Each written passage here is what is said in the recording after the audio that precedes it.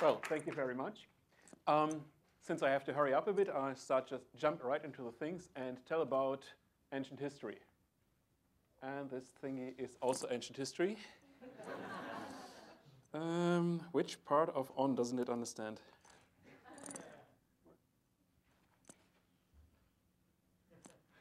Okay, directly at the computer? Okay, so yes, the wonders of technology. This is a story from an age long gone by, last millennium, when Andy experienced middle school. You can see the expression. It's the right expression. It's not my face, actually, but it would have been mine at the time. At age 13, I was in the German equivalent of middle school, in this case, a gymnasium, for those who don't know the German system. It's a grammar school, roughly the best translation, a college-preparing type of secondary school. I could follow most classes reasonably well, but I hardly saw a point in most. So I had a stable C average. Class average was about C+, so this was below average. The good thing about this kind of school was it was over at 1 p.m. School out at 1 p.m.? Okay. Oh, school out at 1 p.m.? Yes.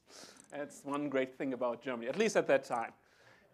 Club sports and other things that high schools in America usually organize are usually organized outside of schools in Germany, with a few exceptions, theater and so on. But, here comes the big but, you are expected to do 2 to 3 or more hours of daily homework self-organized. If you don't have elder siblings or parents who just happen to know the stuff as well, or a private tutor, if your parents are rich enough for that, that can take even much longer. Well, my personal solution to the problem was, of course, I cut edges, did homeworks in other classes, kept as brief as possible, and ignored all pointless stuff whenever I could get away with it. So what do I do with all the time instead? Oops. I went to England and discovered role-playing games in the United Kingdom. So one of the reasons why my English is somewhat peculiar is that I basically picked it up from such books.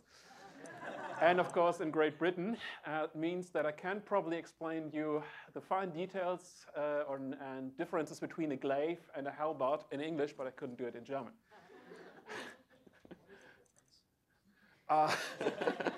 We only have 6 minutes. Okay, don't get me started on that.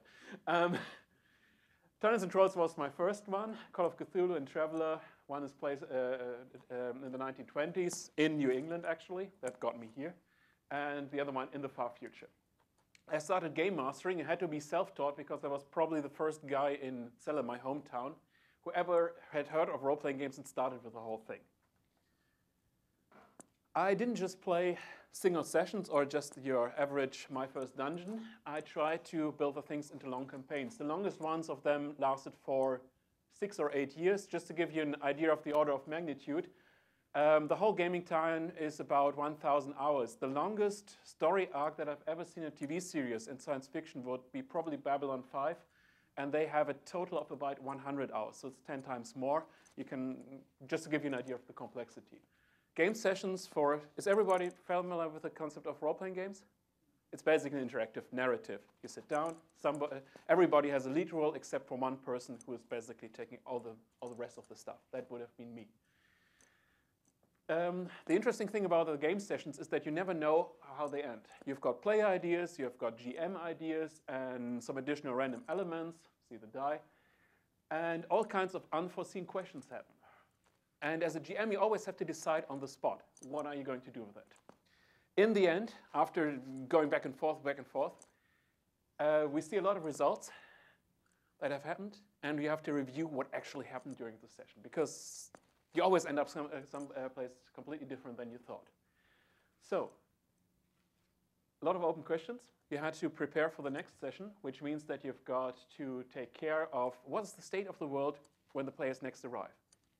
And if you're playing for a longer time, you have to be consistent. The only way to be really consistent, because you can't really write around gaps like you can do in the book. You really have to know what everything is, because your players will just go and find all the gaps, is that you have to do research. That's what I did. Instead of learning all the stuff that I was supposed to learn as homeworks, poems by heart, how to grade coffee on Java, weather patterns in the tropics, I tried to understand US archaeology in the 1920s, economy of a medieval village, the physics of interplanetary travels, life on a sailing ship. See something? All of a sudden, the stuff that I had to do in school actually mattered. So instead of learning a lot of beep in the context of some unit in some obscure class, I learned a lot of things from all kinds of subjects, connected them basically initially to things that I learned from GMing, and I kept remembering them. I graduated with the second best GPA of my class with the least effort. Fast forward, studied physics and philosophy, not education, and for long reasons, I started to work as a teacher. And then I suddenly stood in front of a class because teacher got sick. First assignment, 9th graders. Kids around 15, 4 weeks before the summer. You never get a more critical audience. So I had to come up with something. I called it How to Lie with Statistics. I built a story arc, because the only thing I knew was GMing. Upcoming elections in a fictitious town.